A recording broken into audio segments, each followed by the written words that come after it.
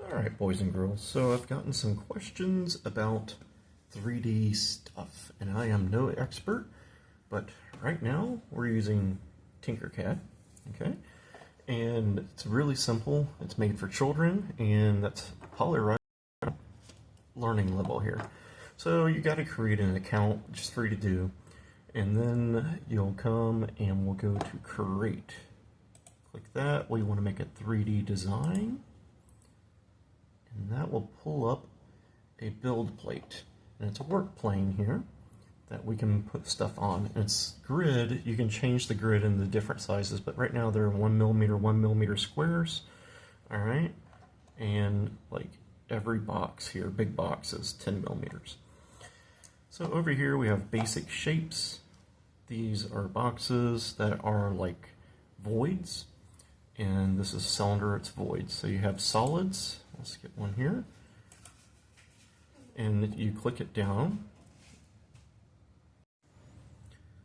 Alright, so you'll just click it and bring it over to the work plate here and set it down. So this is a box. We're going to make this bigger. So you click on the little white boxes here and it tells you the sizes of it. So right now this is 20mm by 20mm by, get rid of that. And I'm pretty sure the top is 20mm. To move the work plane around over here, we got our 3D little box area. You grab a corner, you can move it. Click that, see it's 20mm tall. So let's make this bigger. So we're going to go and click here, and I'm just going to type in, we're going to double it, 40mm. Oh, there we go. Click that, we're going to make that 40mm. Boom, bigger, right? Bottom here, 40mm. Click that one.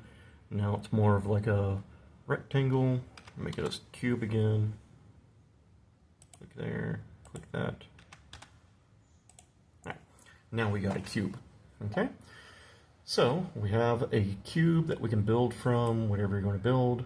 Let's say you're trying to build a block that will hold a dowel pen or something like that, just anything, but we want to put it precisely in the center. So we go over here and click our rule. All right, bring it down here and put it in the corner and click it. All right, and it's a ruler basically. It's showing you how big this piece is. If we click here, this is using endpoints from endpoint to endpoint. If we click this little button here, it'll use midpoint. And boom, you can see it highlights it in green. So this is 20mm to the center. The neat thing is when you bring another object over, it's going to measure everything to this, from this point to the center of that point. If we click it again and change it to endpoint, it will now measure, oh, it's still around the center. It's kind of finicky. All right. If we click it now, it's at the end point, no longer in the center. And that's pretty useful if you want to put this the center of this directly in the center of that, you know, then you go over here, we'll click midpoint and boom. So we got this, we want to put this hole in the center of that, but it needs to face this way. We want the round part here. So you can change the direction of things here. We can rotate it this way, we can rotate it this way, and you can also turn it. There's the axis is here, these little arrows will turn the angle. The black triangle up here will raise it. Alright, so, and if it's hard to see, but it will show you the center number right there, because we're on center point right now. So let's change that to endpoint. Bam. I don't know why I just want endpoint right now. Alright, and we're going to go over here and we're going to turn it so I can see this much easier. Alright, now I can click this, and this will do degrees in 22.5 degree increments, or if you go to the outer ring, you can do it in 1 degree increments. Alright, so we want to make it 90. So now we're facing the right way we want, and we'll make this go all the way through, okay? So it's 20 millimeters long. We know that that block is 40, so we're just going to make it a little bigger so we can see it. All right, so it's 45 millimeters long.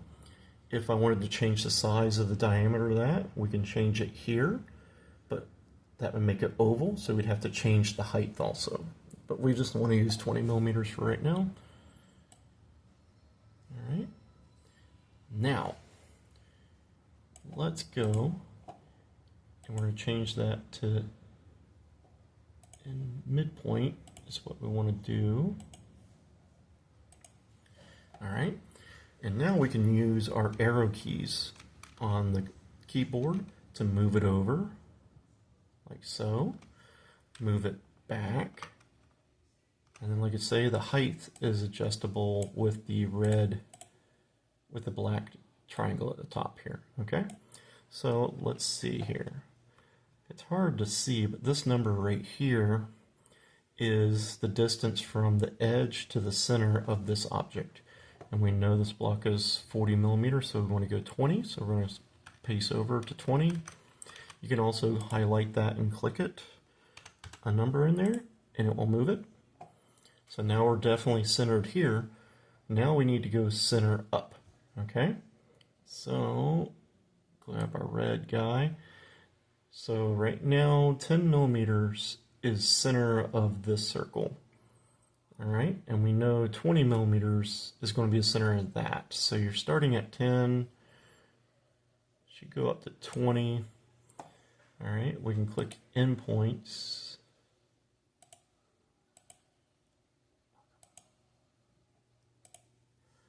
All right, and when you do this, it'll tell you from the bottom here if you wanted to do that. So we know we got 10 millimeters, this is 20 millimeters, that should be 10 millimeters too.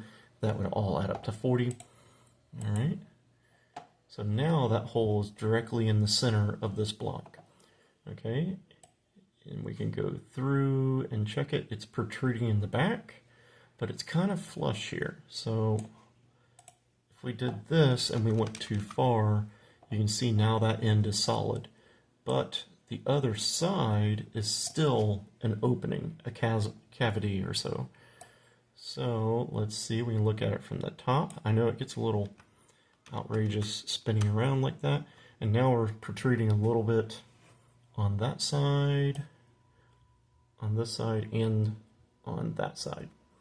Okay, and we're just clicking the mouse to move all this. So we got that like that, okay?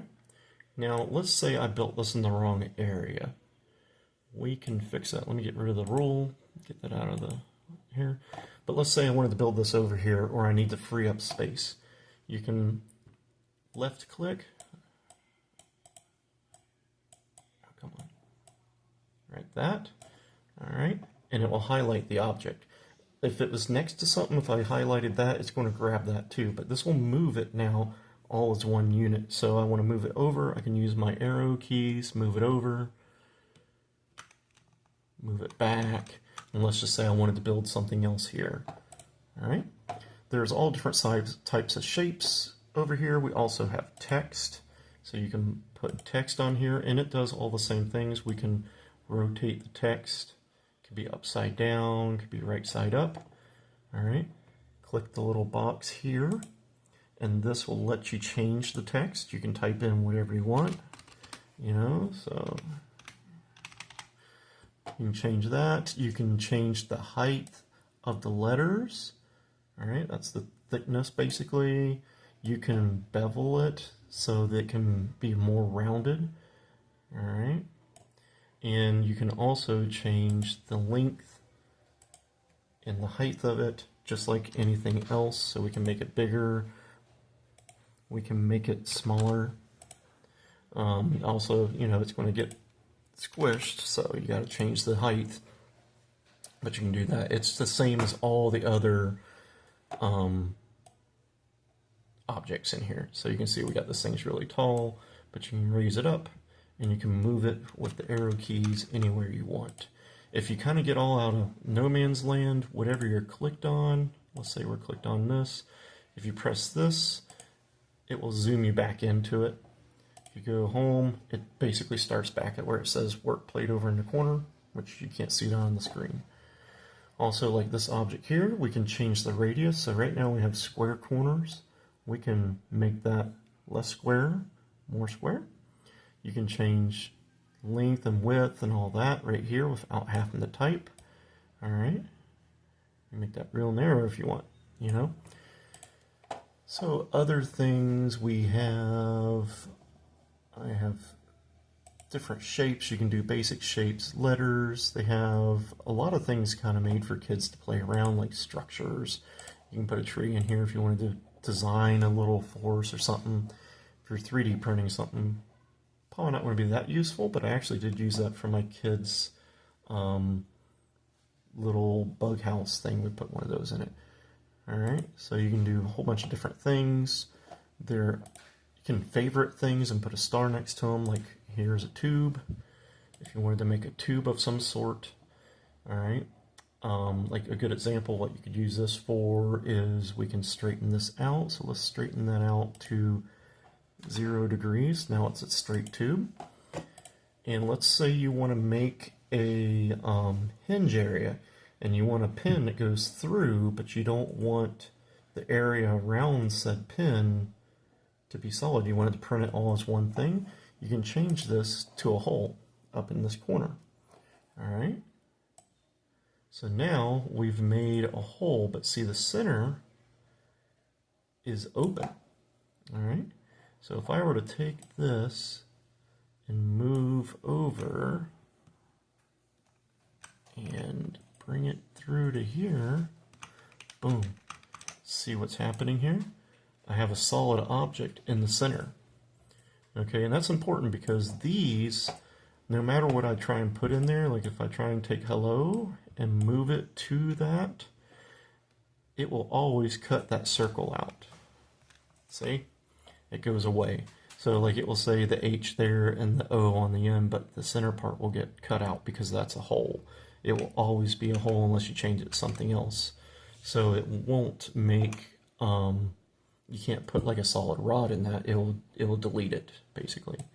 So the tube you can make into that, and now you can see I have like a dowel pin there.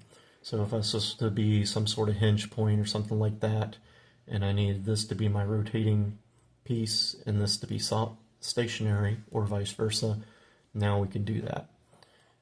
Just a little tip there, I had to find out the hard way.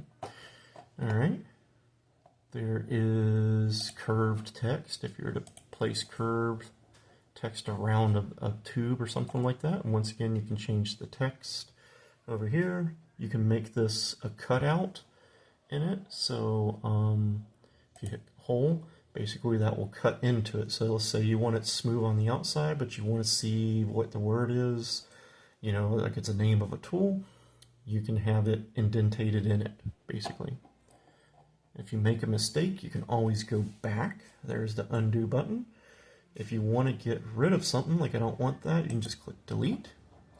If I want to see inside something, this is a nice one. You click the object. Let's say I had 2 or 3 things that were holes in here, right? And I want to see them. I can go up to the light bulb and it will hide the selected item. Now I can see all the inner things that I got going on here. So I have 2 tubes going through here. Well, 1 hole and 1 tube. All right. So now that I can see that, say I need to move this piece here because I want it to like intersect with the other tube or something like that, I can move that. And then to make it reappear, we click the light bulb up here and it will show all, and now the solid object has come back. All right, and you can click multiple things at once. So like we can do this one, let's hide that. Let's hide the hole. We go over there, click that, and it's all gone. And then when I click the light bulb again, it all comes back. So once you've figured it all out, what you want to do, what you want to make, you can name it. They give you names, but you can change it. All right. And the nice thing is Tinkercad always kind of saves. You don't have to go and save it. It's always saving it. But when you're ready to actually, let's say, print this stuff, we'll go over to export. All right. and click STL because that's the type of printing file they use. I think you can use the GLF to whatever there. You can use these other, but STL is what we're in our house we're using. And you can click that and it will save it and download it on your computer as an STL file. And then you can go and print it from your 3D printer from that point. But found this might help to other people. It's not as intimidating as it looks. This is a very basic program, I understand and I know. You know, this is really easy to get. Once you start learning it, it's really easy to play with. This is, like I say, once again, made for kids, so it's pretty easy. If the build plate here on this plane, if you need another one for height this way, you just go over here, click work plate, right, and you put it up against the object, boom. Now I have another work plate, and that's helpful because now I can take a rule and I can put it on this way. So if I needed to know measurements there, like the center of it this way and stuff, I can do that because before it was all down here.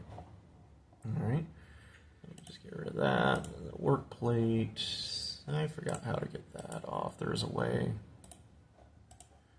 There we go. I just clicked work plate again and it went away. So anyways, boys and girls, hopefully this will get you guys out there to play. Right now we're using a little Bamboo Lab Mini, which has been working pretty well.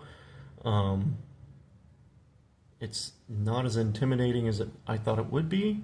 The main thing for me is getting orientation. When I click this thing, it moves around everywhere. And the bad thing is you can go way out here in left field, boys and girls. You can get as far away as you can think. Alright, so that is a thing right there. That's why you just push home and it brings you right back. So anyways, get out there, get these projects done. Let's have fun, and don't forget to like and subscribe, and of course there is merch down there if you feel like you want to buy something. I'll see you guys later.